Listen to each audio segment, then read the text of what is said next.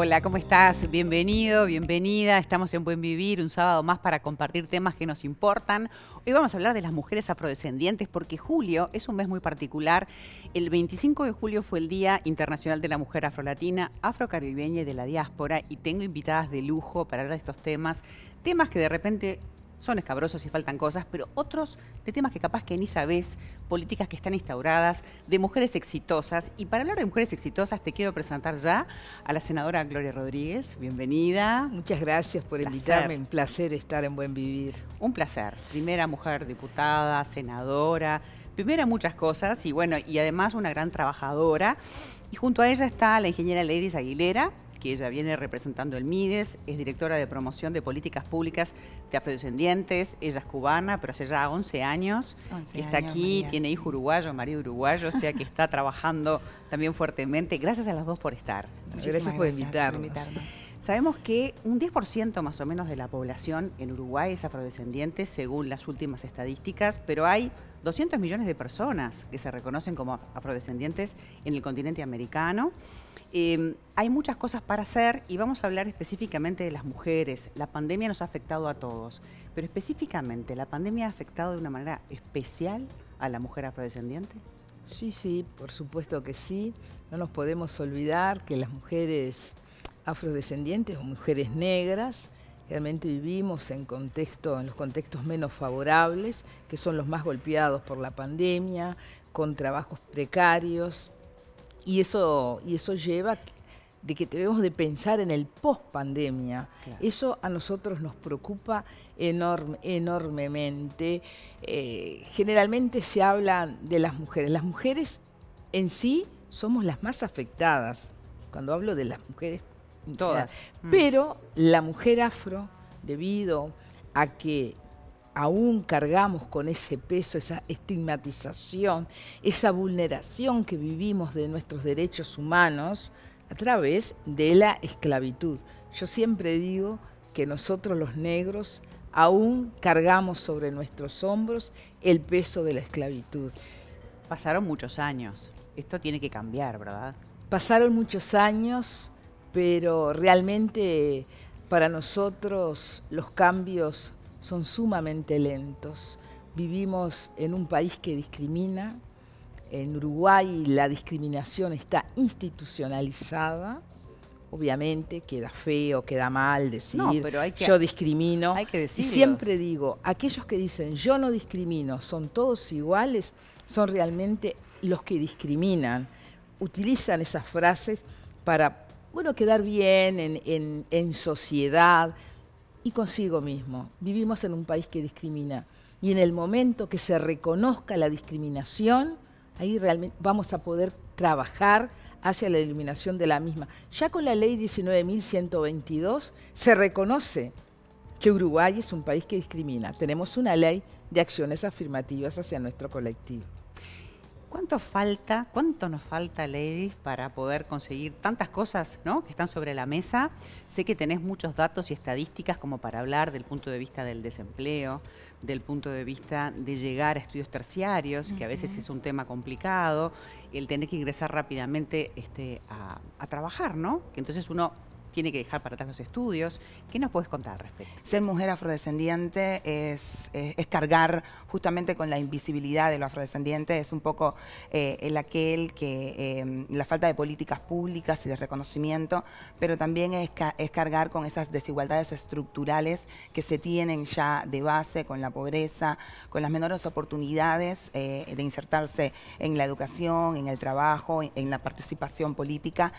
Y bueno, justo específicamente en Uruguay, como comentabas también, María, hay un 10% aproximadamente de la población que se autorreconoce como afrodescendiente. Es una población relativamente joven, sí, donde la edad media es de 29 años es aproximadamente. Un poquito diferente, ¿no? Es como lo opuesto a lo que pasa con el resto de la población, que son gente grande. Exactamente. Nuestra pirámide poblacional en los rangos etarios más chicos, por llamarlo de alguna manera, es donde está mayor representada, y a diferencia de la población no afro, que está un poco más envejecida en este sentido. Sin embargo, tenemos, por ejemplo, en el tramo etario de 18 a 24 años, en general, en nuestra población, tenemos las mayores desigualdades de América Latina en cuanto al tema de la inserción educativa, donde nuestros jóvenes dejan la escuela, cuesta insertarlos, cuesta, además de la inserción, mantenerlos, y bueno, tenemos, incluso duplica el caso de la población no afrodescendiente. Está también la participación dentro de espacios como las universidades, donde solo un 2 o un 3% de la población afrodescendiente logra acceder y recibirse además contra un 9% de la no afrodescendiente. Y esto se replica tanto en la educación como en el caso del trabajo. Por ejemplo, particularmente en el caso de las mujeres afrodescendientes, está la situación en que tenemos altos índices de embarazo adolescente, que digamos, la mujer afrodescendiente está, la no afro, perdón, está en 9% y la afrodescendiente en un 14%. Y eso genera muchas jefas de hogar también, ¿no? Exactamente. Que eso también es otro problema que se suma. Exacto. Muchas jefas de hogar tienen que abandonar los estudios, porque además la franja etaria de la que estoy hablando es entre 15 y 19 años, es decir, se ven obligadas a mantener, claro, incluso en hogares monoparentales, en estos casos. Y además, la mujer afrodescendiente tiene la mayor tasa de desempleo a nivel país, con un 14,3%. Sí, yo tenía algún otro dato, seguro los tenés vos. Y muchas de ellas trabajan a nivel doméstico. Exactamente. 72% a tiene nivel una doméstico. Sobrerepresentación en el caso de las empleadas domésticas. Ahora, esta ley que hacía mención la senadora habla de un 8% a nivel digo, estatal y a nivel de empresas, ¿no? Ahora, ¿si esto se cumple? ¿Este porcentaje se cumple? Lamentablemente no se está cumpliendo. Nosotros venimos realizando un seguimiento.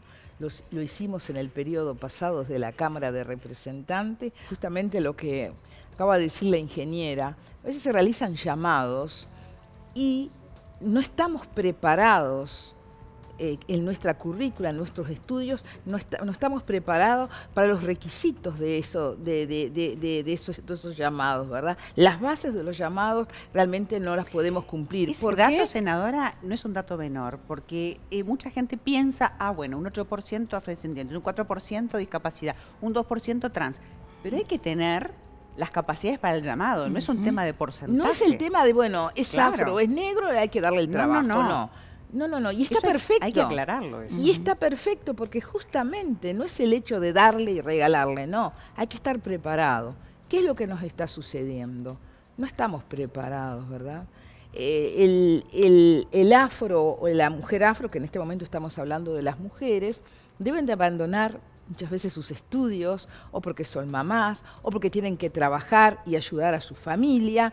Entonces, no terminan la secundaria, muchas veces apenas terminan la primaria. Entonces, esos lugares son ocupados por otros, claro, porque estamos hablando de la autopercepción. Una persona no afro se autopercibe afro, se presenta y está dentro de lo que dice la ley, que es algo que también estamos trabajando, que no es fácil, no es sencillo el tema de la autopercepción. Digo, y del punto de vista, por ejemplo, del interior, ¿están enteradas las personas de todas las actividades que hay en estos llamados o en políticas, por ejemplo, campañas para poderse formar paralelamente con estar de repente en la casa? Hoy, por ejemplo, las telecomunicaciones permiten de repente aprender cosas. Me da la sensación de que queda todo localizado en Montevideo, ¿no? Está todo muy centralizado en Montevideo y en el área metropolitana. Nosotros que venimos recorriendo todo el país, nos encontramos con situaciones que realmente están contempladas dentro de la ley y por un desconocimiento esas personas no hacen uso de esos beneficios. Entonces debemos de trabajar muchísimo el interior, pero con referentes del interior. De nada nos sirve, vamos, un equipo de trabajo, una charla, un taller, las capacitamos y nos regresamos. No. Tenemos que trabajar fuertemente con las referentes de ese lugar. Hay mucho para hacer referente al colectivo afro. Y yo no quiero dejar pasar, María, cuando tú mencionaste primera diputada, primera senadora. en un país que nos hemos destacado en nuestra democracia por el respeto a los derechos y la protección de los derechos. Esto es un reconocimiento a nivel internacional, pero hoy es noticia, llama la atención que en nuestro país contamos con una mujer negra como senadora de la República. Y esto no quiere decir, nosotros hemos hecho muchísimo por nuestro país. Hemos aportado mucho. Hace muy pocos días celebramos o conmemoramos el primer voto femenino a nivel de Latinoamérica. Fue una mujer negra, una mujer migrante, una mujer de Brasil, que en 1927 hace uso de lo que le amparaba la Constitución y vota en ese plebiscito. Pero, ¿saben una cosa? La ley era de 1917 y en el 27 vota en ese plebiscito. Y a unas elecciones nacionales la mujer vota en 1938. O sea que tuvieron que pasar muchos años. En el 38 y ni los partidos fundacionales, ni el Partido Autóctono Negro, ni el Partido Demócrata Feminista, ninguno de esos partidos incluyeron mujeres negras. Es decir, que a nosotros nos cuesta enormemente el llegar. Bueno, en los temas de género y en la codificación, obviamente, son temas que son de todas las mujeres, de todas no las importa mujeres, el color de la piel. pero acá se agrega pero acá se le suma una triple discriminación: mujer, negra y pobre. Son triples discriminación. Esos estereotipos que realmente convivimos a diario nosotras, y más quienes llegamos a la política. No es nada fácil llegar a la política siendo una mujer negra. Gloria, vos la mitad de tu vida la viviste en el interior, sos de Melo, ya sabemos que tenés 2 hijos, te viniste a Montevideo, trabajaste de adscripta, ¿verdad?, en un colegio, después como funcionaria en el Ministerio de Transporte. ¿Y cómo fue ese salto a la política? Fue de siempre, pero ¿cómo lograste llegar a esto? Porque nos tenés que dar la receta, no es un tema de color de piel. Las mujeres no llegamos, tenemos una vicepresidenta y tenemos pocas mujeres en política. Necesitamos más mujeres que puedan estar representándonos. Nosotros necesitamos la presencia, el componente de la mujer en la política, y nos resulta sumamente difícil. ¿Qué hemos avanzado? Hemos avanzado. Bueno, tenemos la primer vicepresidenta electa de forma directa. Tenemos la primer ministra de Economía mujer. Pero son excepciones. ¿Cómo decimos? Y la perseverancia, el trabajo y el abandonar muchas cosas. Claro. Dejamos muchas cosas por el camino para poder llegar. Nosotros tenemos que demostrar que somos, siempre digo, que tenemos que demostrar que somos excelentes. Porque no es está preparado, no, excelente. Todos los días rindiendo exámenes. No, y además hay un trabajo no remunerado real que nos pasa a todas las mujeres. Y vamos a ver qué es lo que va a hacer. Bueno, llegó una mujer negra. ¿De qué va a hablar? De los negros. Porque es lo único que se les ocurre.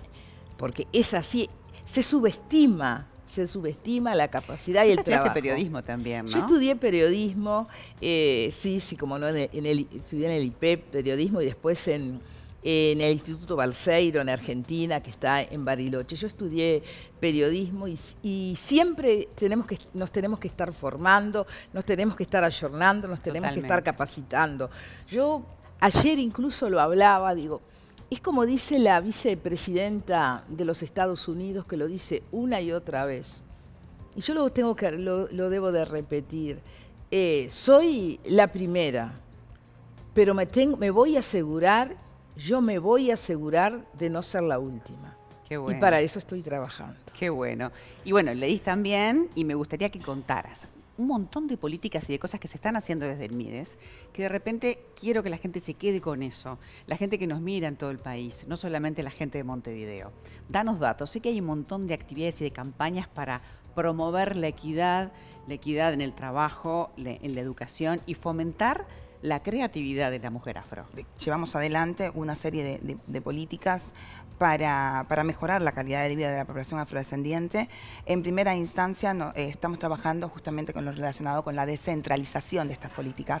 Bien. Para que las cosas no queden acá en Montevideo, sino que vayan hasta el interior. Me parecía muy importante tener a las dos, que sé que están trabajando muchísimo y queda la invitación hecha y abierta para que esta ventanita permita comunicar a toda la comunidad las cosas que se están haciendo y también las que faltan hacerse, ¿no? Que en realidad esa lucha hay que seguirla, pero lo importante es hacer.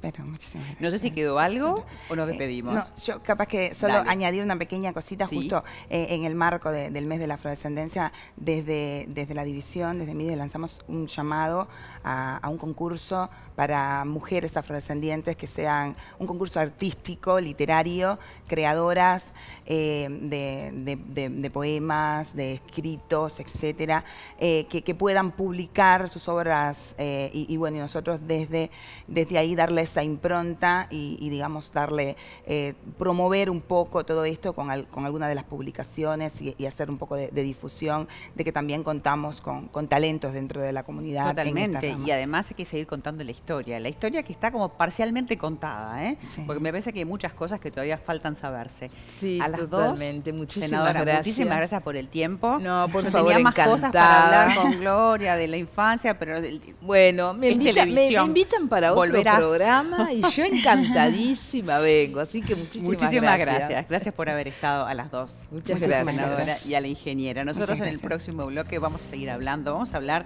de mujeres talentosas, mujeres que muestran que se puede, que pueden estudiar y recibirse en forma terciaria, pero además reivindicar el candombe y lo afro. Quédate que te lo contamos.